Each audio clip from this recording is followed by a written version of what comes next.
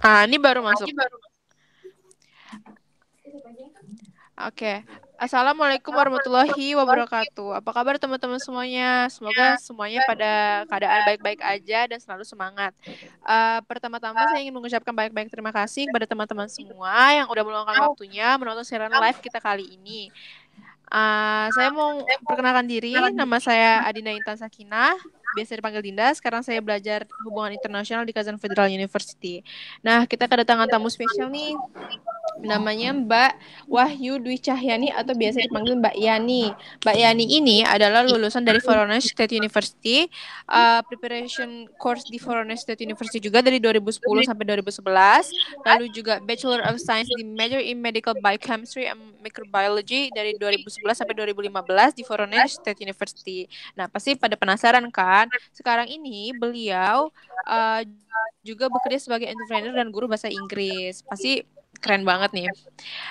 Sekarang juga aku juga pengen ngenalin moderator kita, namanya Kak Dian dari Kazan Federal University atau bisa dipanggil juga Kak Didi. Halo Kak Didi. Halo Kak Dinda, selamat sore waktu Kazan dan selamat malam Mbak Yani waktu Indonesia. Nama saya Dianita Eka Saptarini, biasa dipanggil Didi. Sekarang ada di kelas persiapan bahasa Rusia di Kazan Federal University. Nah, sekarang kita langsung aja nih karena udah dari tadi ada masalah teknis.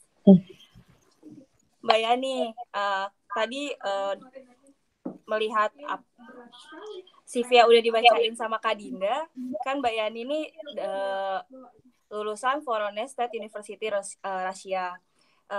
Boleh cerita nggak sih Mbak pengalamannya tuh di sana gimana? Terus pertama datang ke sana tuh apa gitu? Terus kenapa pilih Rusia? Terus kok pilih Voronezh gitu? Atau ada yang menarik di Voronezh gitu? Oke, terima kasih ya sebelumnya atas pertanyaannya. Oke, kenapa saya memilih Rusia? Karena waktu itu saya punya kesempatan ya untuk waktu itu ada salah satu mahasiswa Rusia yang sedang berlibur waktu itu. Nah, secara nggak sengaja saya bertemu dengan beliau, namanya Dinda. Oke, namanya sama ya kayak tadi ya, namanya Dinda. Nah, setelah itu saya tanya tentang gimana kuliah di Rusia, gimana gitu. Karena saya tertarik waktu itu dan waktu itu juga saya memang berfokus untuk mencari tempat untuk melanjutkan kuliah. Jadi sambil saya mendaftar di Indonesia, jadi saya juga mempersiapkan pendaftaran di Rusia. Karena waktu itu kan penerimaannya nggak sama ya waktu itu. Jadi penerimaannya lebih dulu Rusia waktu itu. Ya oke lah saya berusaha untuk dua-duanya aku usahakan. Nah waktu itu saya mendaftar di melalui PKR. Karena waktu itu yang saya tahu cuma PKR ya waktu itu. Nah waktu itu setelah beberapa tes waktu itu terakhir itu setelah wawancara dan dinyatakan lulus. Nah tapi waktu saya dulu tahun 2010 itu masih belum tahu kita mau di kota mana atau di kampus mana, kita nggak tahu. Jadi sangat-sangat kita nggak tahu ya. Nah, waktu saya datang ke sana dan sampai di Domo di Depo, barulah kita tahu gimana kita sebenarnya mendapatkan tempat untuk studi. Waktu itu saya dapat di kota Voronezh. Waktu itu saya berdua sama teman saya yang namanya Ririn, waktu itu cuma berdua ke Voronezh waktu itu. Dan pada saat itu saya nggak tahu ya Voronezh itu seperti apa, nggak tahu. Karena memang by surprise kan, jadi nggak ada persiapan untuk, saya di Voronezh, saya nggak tahu. Setelah sampai di sana,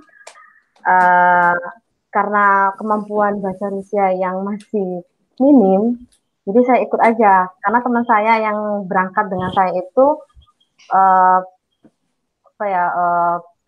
pernah belajar bahasa Rusia di PKR waktu itu. Jadi saya sangat dibantu oleh teman saya itu. Terus di Voronezh sendiri itu Mbak ngalamin susahnya nggak sih Mbak? Misalnya kayak apalagi kan kita sebelumnya belum tahu Voronezh seperti apa. Terus kayak ekspektasi pertama pas sampai di Voronezh tuh gimana Mbak? Ekspektasi sebenarnya saya waktu itu niat saya memang cuma untuk kuliah. Waktu itu saya nggak ada ekspektasi apa-apa. Saya cuma ya karena saya dari awal sudah dikasih tahu kita nggak tahu tempatnya di mana, jadi saya ikhlas aja. Di manalah saya dapat kota dan saya harus beradaptasi di tempat itu. Jadi waktu itu lumayan sangat apa ya? Sangat waktu itu saya di Patpak itu sangat dibantu dengan apa yang saya persiapkan waktu sebelum berangkat. Waktu itu teman saya bilang ke saya kan, kalau bisa waktu itu saya harus punya sesuatu yang mungkin bisa saya pertunjukkan di Rusia. Nah, itu saya belajar tari remo. Tahu kan tari remo yang khas Jawa Timur waktu itu. Nah, dari tari remo inilah saya merasa belajar di Paspak itu sangat menarik karena saya waktu itu punya banyak kesempatan untuk berkunjung ke tempat-tempat yang mungkin tidak semua murid Paspak itu bisa merasakan. Jadi sangat melalui kesenian yang bisa saya tunjukkan itu, jadi saya lebih mudah untuk beradaptasi. Menarik banget ya Mbak. Berarti Mbak Yani sendiri sering ngisi acara-acara mahasiswa internasional gitu dong Mbak? Iya. Jadi di Voronezh itu kan ada ya yang namanya festival. Jadi setiap kampus di kota Voronezh itu setiap kampus, setiap sekolah itu selalu mewakilkan untuk menunjukkan di bidang kesenian. Nah, itu saya mempunyai kesempatan untuk tari remo. Jadi saya itu punya kesempatan untuk pergi ke kota-kota di pelosok-pelosok Voronezh. Waktu itu pernah juga saya ke panti asuhan. Jadi panti asuhannya Voronezh. Jadi di sana tuh berarti iya selain bisa jalan-jalan ke kota-kota, ke tempat-tempat lain juga punya banyak teman juga ya Mbak jadinya karena bakatnya itu. Ya benar sekali. Dan kita saya sangat merasa dimudahkan karena saya bisa tari remo itu. Karena dari guru kan, dari dosen juga sangat mengenal kita. Jadi kalau kita ada masalah, kalau kita ada kesulitan, itu pasti mereka dengan terbuka sekali membantu. Iya, berarti ternyata banyak nilai positifnya juga ya Mbak kalau kita punya bakat lain gitu, selain cuma kayak kita belajar. Terus untuk pendidikannya sendiri di sana itu gimana ya Mbak? Maksudnya dari awal potvak, terus masuk kurs 1, itu kesulitan-kesulitan apa sih Mbak yang Mbak temui di sana gitu? Oke. Nah, itu kan kalau di Patvak mungkin saya kembali lagi ya karena saya bisa mempertunjukkan kesenian Indonesia. Jadi beberapa mata pelajaran Patvak yang buat ujian untuk kelulusan itu dihapus. Wah, jadi beberapa ujian kan ada itu kan ujian berapa banyak materi. Nah, karena saya aktif di Patvak, jadi nama saya tuh dicoret, jadi lulus otomatis kayak gitu. Dan nilainya maksimal. Sudah lulus otomatis, nilainya maksimal. 5 ya Mbak berarti. Aduh, keren. Nah, setelah masuk ke Voronezh State University, nah ini. Karena waktu itu saya masih mahasiswa pertama ya dari Indonesia yang ada di Voronezh State University. Dan juga waktu itu mahasiswa pertama yang berhijab. Terus jadi ya lumayan ya saya. mengalami kendala-kendala lain nggak sih Mbak? Karena kan kalau dari pengalaman Mbak Dinda kemarin juga katanya hijab juga dipermasalahin gitu. Maksudnya kayak ada pengalaman-pengalaman yang benar-benar kayak bikin kita kaget gitu. Kalau Mbak Yani sendiri gimana? Ya, sebenarnya sih ya waktu itu pernah ya. Kita kan kalau di musim dingin udah biasa ya. Orang orang Indonesia juga pasti kan tutup kepala kan ya. Yang paling mencolok itu ketika kita ada di musim panas, summer. Nah, ketika saya ada di halte ya, seperti di halte itu, ada orang yang di dalam bis itu niat banget gitu foto kita. Jadi di dalam bis dia itu berdiri dan dan moto kita gitu. Jadi kan kita jadi salting ya. Ini ngapain gitu kan foto-foto gitu. Jadi ya sih yang paling mencolok itu waktu ketika summer. Mereka banyak banget pertanyaannya. Kenapa kamu nggak panas ya? Kenapa kamu banyak lah pertanyaan-pertanyaannya itu. Apalagi kalau saya kan biologi, jadi sering apa? Sering ke hutan gitu kan untuk praktek gitu kan. Nah, itu yang paling sangat apa ya? Sulit ya karena udara panas, kita ada di hutan dan Terus cara Mbak Yani sendiri menanggapi respon-respon dari masyarakat sekitar gitu gimana nih tuh Mbak? Kan kayak tiba-tiba ditanya kayak gitu di foto gitu kan, misalnya kita nggak kenal tiba-tiba foto. Respon Mbak Yani sendiri tuh gimana? ya, ya ada sih beberapa teman saya yang tanya ya ke saya.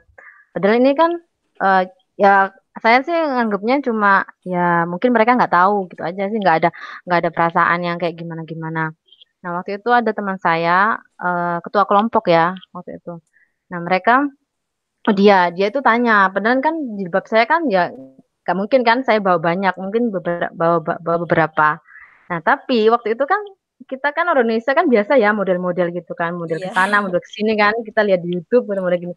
Nah mereka itu heran gitu. Kenapa kamu kok eh apa itumu kok hijabmu kok banyak banget gitu. Padahal itu cuma di model-model Model. aja itu mereka pikir punya saya tuh banyak banget gitu. Padahal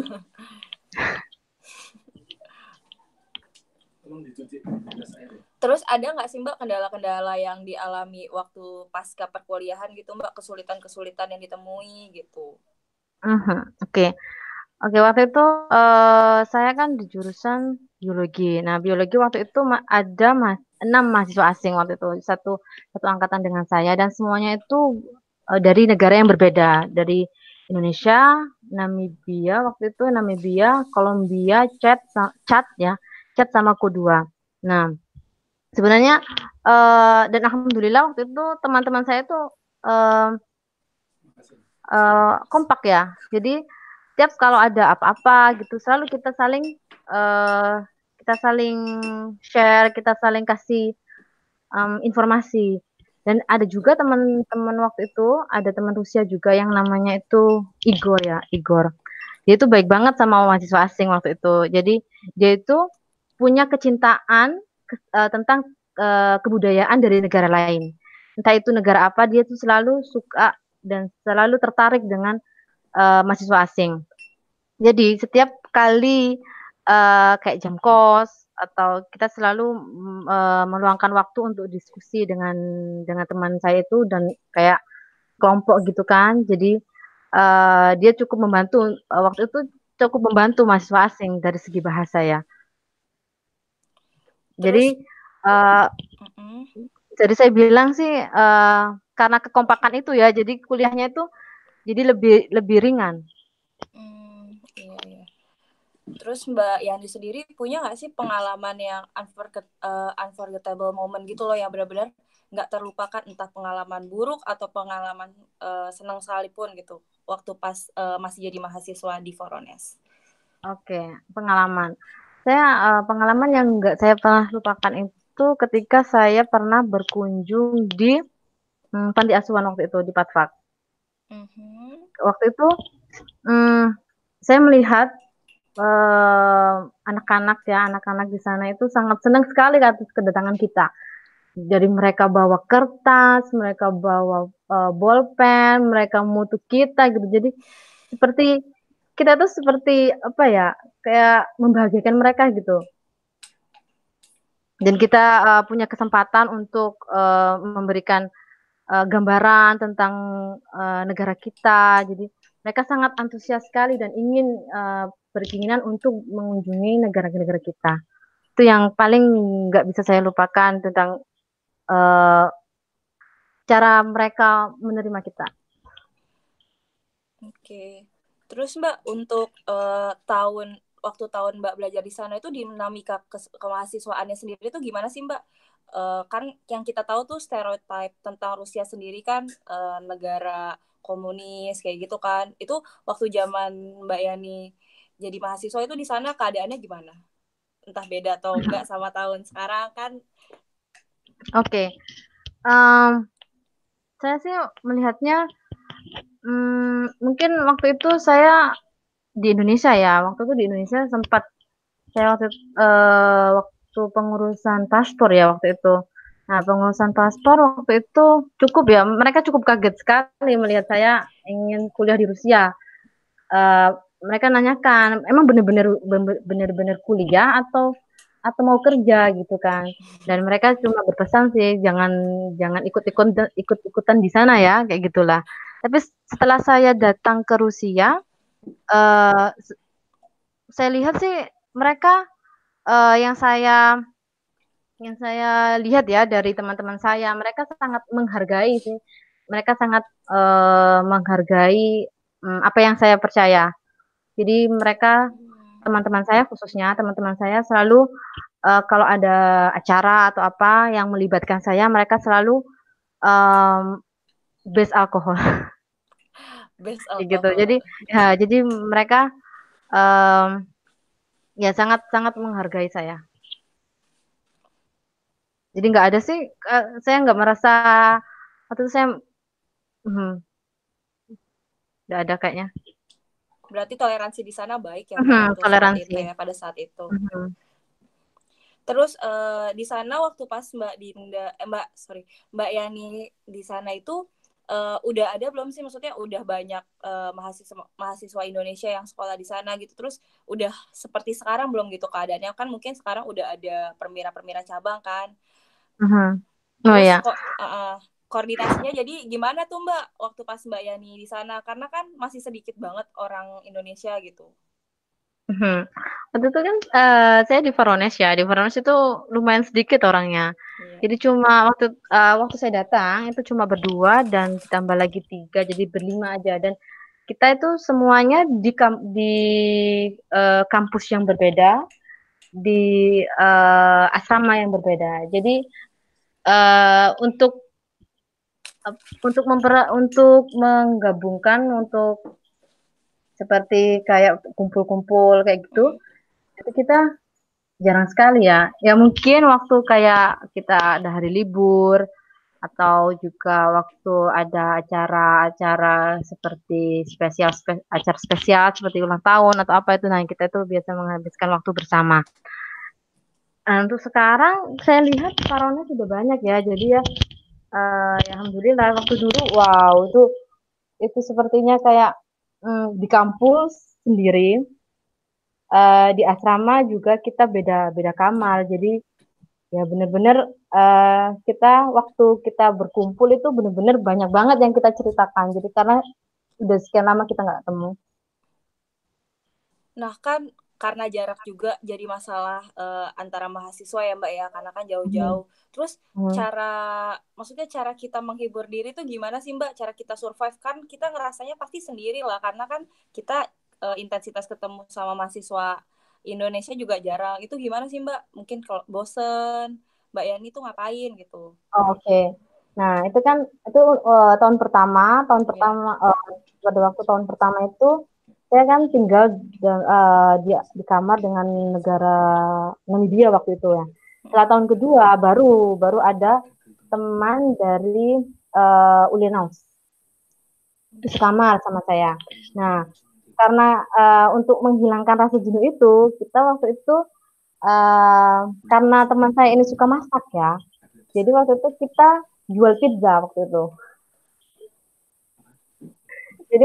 Jadi di asrama kita pasang tuh apa kayak apa ya namanya poster ya kalau kita jual pizza. Jadi waktu luang kita, waktu bosan kita itu biasanya kita buat masak. Oh, jadi Mbak Yani ngerasain masakan khasnya dia, terus sebaliknya gitu ya Mbak ya. Seru juga sih Mbak. Oh, ini apa mahasiswa Indonesia yang dulunya di Patpak Ulyanot. Di Ah, mahasiswa Indonesia, tapi dia Patpaknya di luar kota dan oh iya iya, S1-nya dia di Varones itu. Varones. Berarti Jadi udah nggak terlalu kesepian kayak pertama gitu ya Mbak ya. kesepian. Tapi kita beda fakultas, jadi tetap aja waktu kuliah nggak ketemu, cuma waktu di kamar aja kita ketemu. Terus Mbak di kurs-kurs tinggi gitu ada nggak sih kesulitan-kesulitan? Pasti ada sih, tapi kesulitan apa sih yang Mbak Yani temuin gitu di mungkin di kurs ketiga atau enggak di kurs terakhir gitu? Kurs kalau di biasanya tuh yang paling sulit bagi saya waktu saya mulai membuat diplom ya, waktu itu kita membuat diplom karena tahu sendiri kan saya biologi, jadi banyak banget yang harus saya pelajari waktu itu, banyak banget yang harus saya explore untuk bahan diplom saya waktu itu aja sih. Nah terus gimana sih Mbak, kan yang kita tahu buat biologi sendiri tuh kan banyak banget nama-nama Latinnya tuh Mbak. Kita belajar nama Latin pakai bahasa pengantar Indonesia aja udah sulit banget, apalagi pakai bahasa Rusia itu Mbak. Maksudnya kayak ada kesulitan nggak sih Mbak di situ gitu? Iya ya. Nah itu tuh. Itu udah kayak ya ampun, udah bahasa Latin ketemu bahasa Rusia yang lebih Latin lagi gitu Double kayak. ya kan. Ya itu kan double sekali. Itu. Jadi Double. ya alhamdulillah ya waktu itu dosen saya waktu itu dosen pembimbing dosen mata kuliah bahasa Latin waktu itu sangat baik sekali. Jadi kita uh, kita disuruh untuk persyaratan lulus, waktu kan ada gacot, ada exam kan. Nah, itu Iya. waktu itu bahasa Latin itu hanya gacot waktu itu. Jadi kita disuruh untuk membuat apa waktu itu ya referat seperti itu. Jadi kita harus kita harus apa ya mempresentasikan kepada dia dan kita dapat gacot waktu itu ya.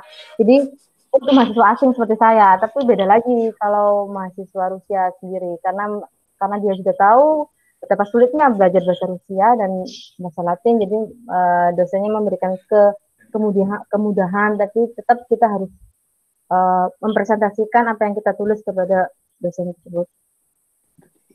Nah, itu cuma dosen-dosen tertentu aja yang memberi kemudahan untuk ilustrasi atau emang semua dosen tuh emang kayak ngasih ini loh Mbak pengurangan mungkin karena kamu ilustrasi jadi ya udahlah kayak gini. Jadi kayak paham gitu. Di beberapa sih ya. Kadang ada dosen waktu itu ada dosen zoologi tentang hewan-hewan seperti itu. Nah, itu dosennya sudah sering kan ke luar negeri, ke Indonesia juga pernah waktu itu. Nah, kalau kita bertemu dengan dosen seperti itu, mereka sangat welcome sekali kalau kita bisa bahasa asing, kayak kita bisa bahasa Inggris, kita bisa bahasa Prancis atau apa, karena mereka sudah biasa kan, sudah biasa ke luar negeri untuk melakukan eksperimen seperti itu kan. Tapi ada juga dosen yang saklek ya, nggak tahu lah, terserah kamu, terserah mau mau apa kayak gimana, mau sebutnya kayak gimana, pokoknya harus ke bahasa Rusia gitu. Jadi kita harus lihat aja dosennya biasanya ya, apa yang saya lakukan itu biasanya saya datengin personal ya ke dosennya. Personal, apakah ada mungkin nilai saya ada yang kurang, jadi apakah ada tambahan kayak tugas gitu kan untuk menambah nilai saya gitu. Jadi kita harus aktif juga sih, kita harus aktif bertemu dengan dosen personal lah ya, personal apa yang bisa saya lakukan untuk supaya saya bisa sesuai dengan standarnya mereka gitu. Nah, berarti untuk mengimprove gitu kita juga harus aktif gitu ya Mbak ya. Nah, terus ya, tapi respon mungkin tahun pertama, tahun kedua ya. Tapi kalau sudah tahun ketiga, tahun keempat itu kan bahasa kita kan sudah mulai apa? Sudah mulai berkembang gitu. Nah, itu beda lagi. Dosennya udah Udah mulai strike ketat. gitu ya, Nah, udah mulai iya. ketat, nggak ada lagi ya, nggak ada lagi alasan buat kalian untuk lari dari apa tugas-tugas itu nggak ada. Mungkin tahun satu, tahun kedua mereka masih memberikan kemudahan, tapi tetap ya kita harus personal. Jadi nggak asal kita dapat gitu nggak, tapi kita harus ada usaha untuk itu. Berarti kalau udah tahun-tahun tua tuh skit kau udah nggak ada ya Mbak ya? Nggak ada itu, nggak ada. Udah hilang dia. Udah hilang, udah sama aja. Ada sih yang bilang ini, nah, kemana aja dari dulu sampai sekarang kok nggak bisa bahasa Rusia? Ya, ternyata ya Ya Mbak. itu Terus sih kalau ada beberapa dosen yang kayak gitu. ya ampun. Terus kalau misalnya kita menanggapi respon-respon dosen-dosen yang strike kayak gitu tuh gimana sih Mbak? Maksudnya kan dia tuh tetap maunya kekeh kan harus dalam bahasa Rusia. Mungkin masa nggak ada kelonggaran sedikit gitu yang dikasih sama beliaunya? Oke. Ya, kalau seperti itu, ya kita kembali lagi ya, karena kita kan ada teman Rusia, ya kan. Nah, kita kalau saya waktu itu, kalau seumpama dosen saya seperti ini, mintanya saya seperti ini ya. Kadang-kadang saya konsultasi ke teman Rusia saya, apa ya yang harus saya lakukan seperti itu kan. Ada lah beberapa mahasiswa ada teman-teman saya Rusia yang baik, yang mau menolong kan. Nah, mungkin biasanya mereka cuma ngasih uh, mereka memberi kayak waktu kan untuk mahasiswa asing untuk bisa diskusi. Nah, dari situ kan kita bisa ngambil kesimpulan. Nah, setelah ambil seperti kayak dimudahkan gitu loh, kayak apa ya, dari banyak materi yang ada, itu ternyata cuma diambil kesimpulannya aja dan kita bisa menerangkan kembali ke dosen itu. Jadi berarti memang kita harus punya relasi yang baik juga ya Mbak ya sama teman-teman Rusia gitu. Relasi, jadi kita dapat kemudahan gitu, dibantuin lah. Dan juga kan sekarang waktu itu ada Vkontakte ya, Vkontakte. Kayak apa ya namanya media sosialnya Rusia kan, Vkontakte. Tahu kan ya Vkontakte. Nah itu, nah di situ biasanya teman-teman Rusia, teman-teman kelompok semua itu saling tanya-tanya tentang pelajaran atau apa. Jadi kita juga bisa menggunakan itu untuk tanya juga gitu. Jadi kayak apa aja yang kurang mengerti, mungkin kita bisa pinjam catatan atau apa gitu. Jadi asal kita aktif kayak tanya ke teman, aktif tanya ke dosen kayak gitu. Jadi mereka juga akan membantu gitu. Nah, selama jadi mahasiswa nih Mbak, kan nggak mungkin dong kalau nggak homesick kan. Nah, kalau misalkan Mbak Yani lagi homesick gitu, apa sih yang dilakuin buat ngilangin rasa kangen sama orang tua, sama rumah, sama teman-teman gitu? Oke. Saya biasanya kalau homesick ya, karena saya ada teman-teman sekamar itu yang orang Indonesia itu. Jadi biasanya sih kalau saya homesick itu kita masak ya. Masak itu udah obat terampuh ya Mbak ya. Kita masak aja, kita masak iseng-iseng ya, kita masak makanan Indonesia, kita makan sendiri, kita upload sendiri gitu kan. Kadang makanan yang belum pernah kita masak di Indonesia, kita eksperimen aja kita eksperimen aja di sana gitu. Jadi kebanyakan sih kita masak, terus kita kebanyakan kita shopping kayak gitu sih. Shopping super jalan-jalan aja. Cuci mata ya Mbak biar cuci mata lagi, aja gitu. Fresh lagi. Nah, biasanya karena kita kan sudah terkenal ya jualan pizza waktu itu. Jadi apapun yang kita masak itu teman-teman asing di sana itu dikira kita tuh jual gitu. Jadi apapun yang kita masak kan kita kan ada dapur umum ya. Iya. Jadi setiap kita masak itu mereka selalu bilang dijual nggak gitu. Tapi akhirnya itu dijual atau enggak Mbak? Kan kalau dijual lumayan menambah pundi-pundi rupiah gitu. Kita jual ya, tapi kadang-kadang kalau kayak gitu sih kita ajarin aja masaknya. Jadi kita masak apa gitu. mereka suruh beli aja bahannya, kita bantuin masak gitu aja. Terus di Voronezh sendiri tuh untuk cari bahan-bahan Indo itu emang nggak sulit ya Mbak ya? Maksudnya kan kita tahu sedikit kan warga, maksudnya Asia di sana juga, maksudnya memang banyak gitu. Mudah menemui bahan-bahan itu di sana tuh gimana Mbak? Ini sih mudah ya, soalnya di sana tuh banyak ada namanya pasar Vietnam. Ya. Pasar Jadi Vietnam. di Voronezh itu ada pasar Vietnam, jadi kita bisa beli itu makanan-makanan yang biasa orang Asia makan seperti kayak apa tuh ya, apa tahu, kangkung kayak gitu, toge itu mereka bisa dengan mudah, tapi agak mahal ya waktu itu. Iya Mbak, di Kazan juga ada sih Mbak pasar Vietnam. Pasar Tapi Vietnam itu semua kayaknya segala. memang semua kota wajib ada sih.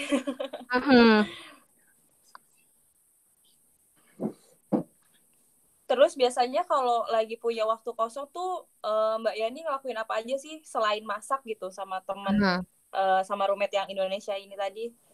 Atau ada yang dilakuin misalkan selain jalan-jalan nyanyi-nyanyi atau apa gitu yang kan bosan gitu loh Mbak, jadi mahasiswa kan sibuk banget gitu. Oh ya, biasanya kita kumpul-kumpul ya. Kalau geng Varones waktu itu sukanya kumpulnya geng Varones ya kan. Geng Varones waktu itu sukanya kita itu kumpul atau kita kumpul di asrama siapa gitu. Sebelumnya kita janjian kita kumpul di kamarnya siapa gitu. Tapi tetap aja ya, ujung-ujungnya juga masak lagi. Memang hobi sih Mbak kayaknya itu Mbak. Hobi. Tapi kadang-kadang juga kita kumpulnya di luar, kayak ada acara apa yang namanya kayak festival. Biasanya kita kumpulnya di situ sih. Nah terus Mbak setelah lulus dari Voronezh ini sendiri gitu Mbak, yang Mbak Yani pikirin tuh apa sih setelah lulus? Mungkin balik untuk kerja di Indo kah? Atau ada tujuan untuk ngelanjutin S2 sampai S3 di sini? Atau gimana gitu Mbak? Oh ya. Waktu waktu lulus dari Voronezh, waktu itu saya punya 2 pilihan. Pilihan pertama, saya bekerja sesuai dengan bidang yang saya pelajarin, dan yang kedua itu pure jadi pengusaha. Jadi saya mau usaha sendiri waktu itu. Kalau seumpama rencana pertama tidak berjalan dengan yang saya inginkan, jadi saya bisa pilihan kedua. Nah, waktu itu ternyata saya waktu di Indonesia, karena saya kan jurusan biologi biomedicine ya kan. Di Indonesia ini kebanyakan yang jurusan yang saya pelajari itu kebanyakan hanya menerima D3.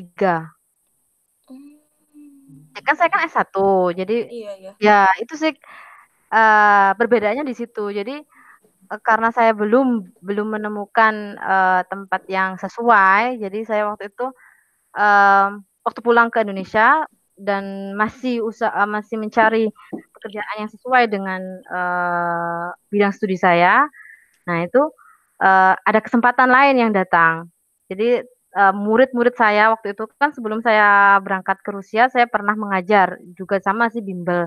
Tapi dan murid-murid yang saya ajar waktu dulu itu datang lagi ke saya, dan mereka cocok mungkin ya dengan cara pengajaran saya. Jadi mereka datang lagi dan semakin banyak dan jadilah sekarang.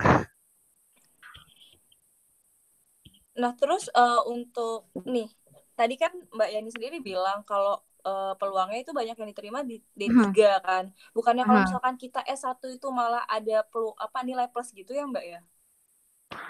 Ya, bagi kita ya, bagi kita merasa wow. Tapi selama ini saya biasanya dibilang overqualified. Wah. Aduh, serba salah ya Mbak, kurang ya, salah, serba salah lebih sih. salah. Jadi mungkin pikiran kita, wah oke lah ya, tapi bagi mereka kita malah melebihi standar mereka. Jadi mereka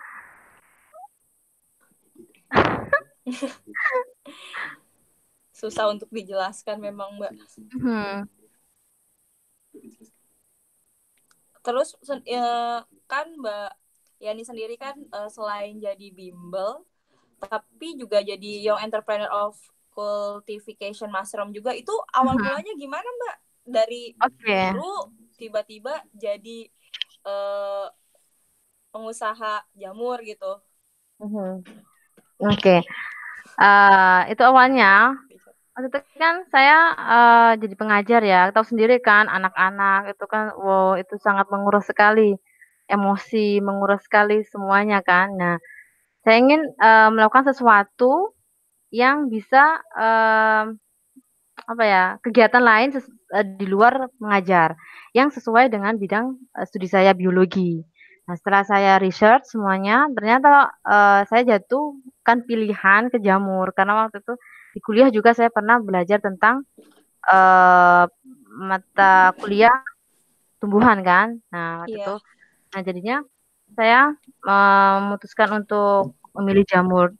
Dan juga jamur itu kan ramah lingkungan. Jadi karena tempat tinggal saya itu di kawasan padat penduduk, jadi usaha yang sesuai dengan tempat di mana saya tinggal itu ya jamur itu. Jadi saya memutuskan untuk memilih jamur waktu itu.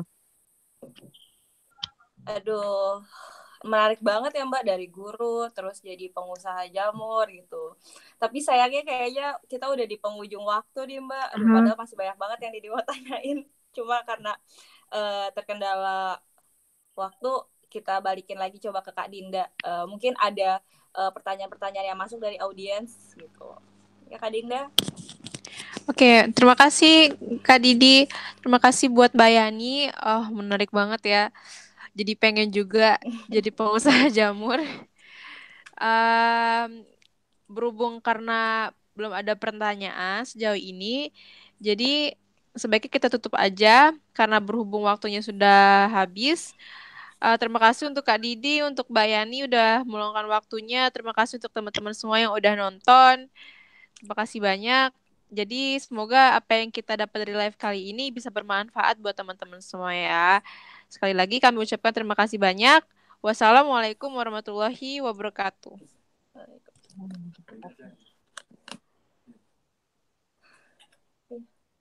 Bayani.